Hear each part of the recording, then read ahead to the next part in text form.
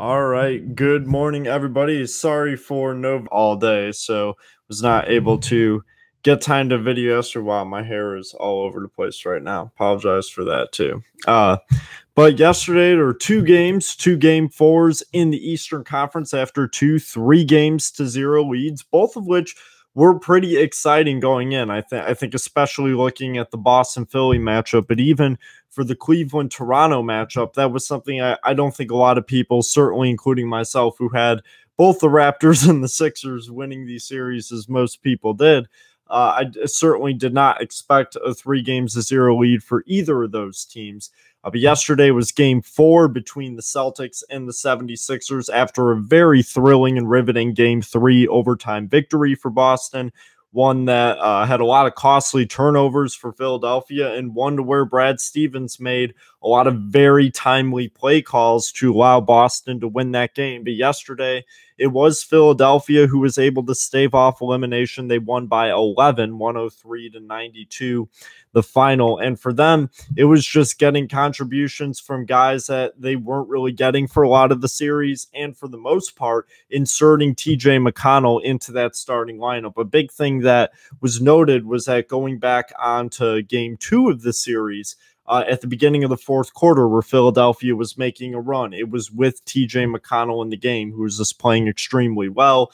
Sub him out for Ben Simmons, and then that kind of went away. So here the adjustment was made, taking Robert Covington out of the starting lineup, kind of going with a bit of a smaller lineup with Simmons and McConnell technically in the backcourt, but allowing Simmons to almost play more of a forward position, and having TJ McConnell be the guy that brings the ball up the floor a lot of the time. And he had a really good game, 19 points, 7 rebounds, 5 assists. They got 19 and 13 from Ben Simmons to go with 5 assists and 2 steals. He was also 7 of 8 at the line.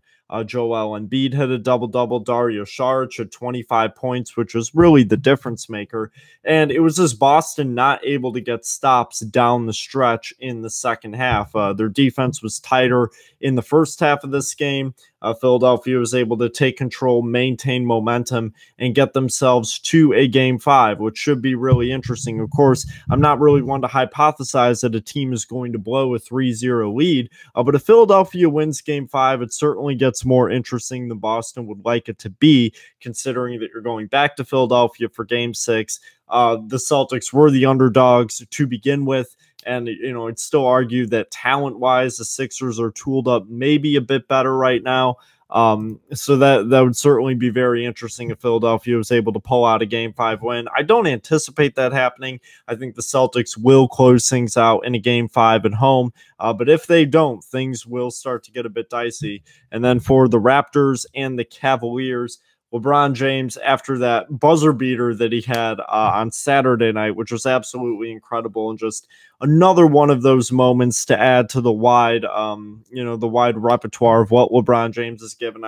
I made an earlier video, probably around a month ago or so, talking about the LeBron James Michael Jordan debate and how much that has been revived recently, talking about comparing the two, which has always been a thing really since LeBron James came into the league, because he was a chosen one. If it was going to be anybody that would ever be better than Michael Jordan, it was going to be LeBron James. And he came into the league with that expectation. But I certainly think that now we're at the point to where you can't decisively say that one is better than the other. And I know I made a video a month ago where I do personally believe that if you had to pick one, I'd side towards the LeBron James part of the argument, just simply because of not just what he's been able to do in the playoffs recently, but just looking at the man's durability, the fact that this is the 15th year in his career.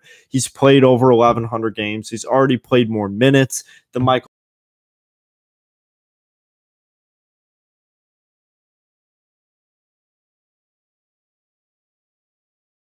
scored.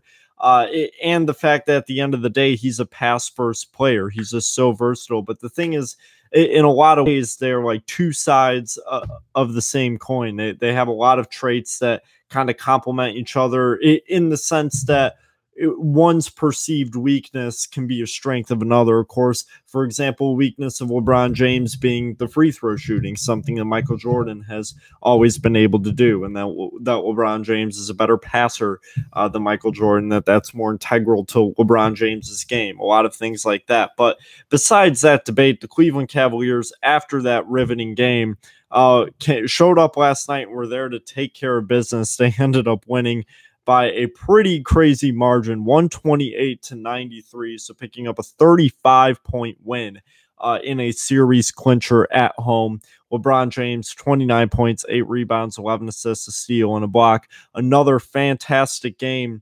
for LeBron James, and that puts the Cavaliers in the conference finals for the fourth year in a row. My bad, add an extra year. This will be the fourth year in a row, though, that the Cleveland Cavaliers are in the conference finals. In the past 3 years, they've encountered the Atlanta Hawks. In the first year, that was in 2015. That was a 60-win team that was actually the 1 seed. They ended up sweeping them.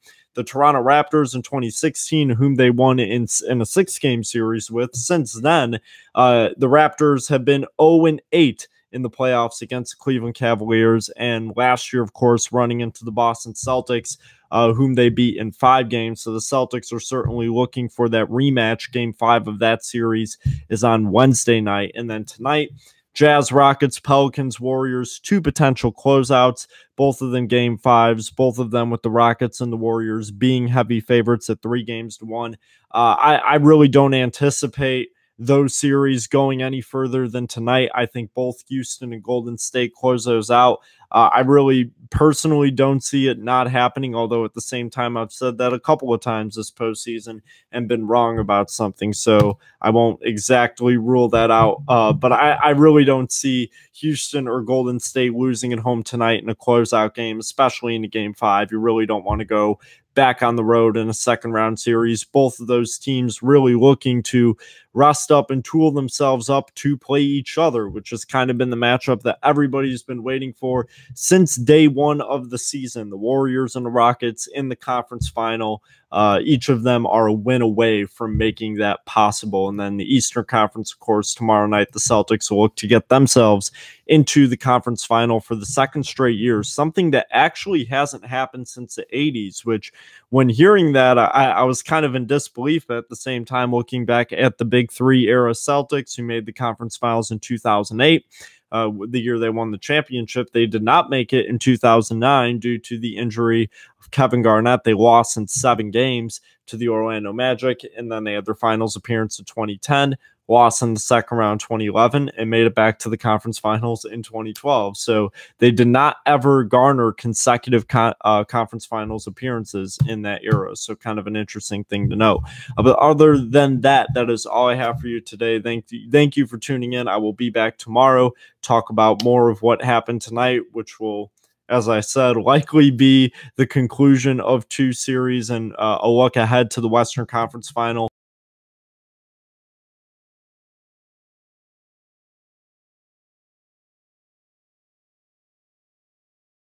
Or perhaps both. You never know. So we'll take a look at that tomorrow. But thank you for tuning in. This has been Peter Marzano with Pick and Pop, and we'll see you tomorrow.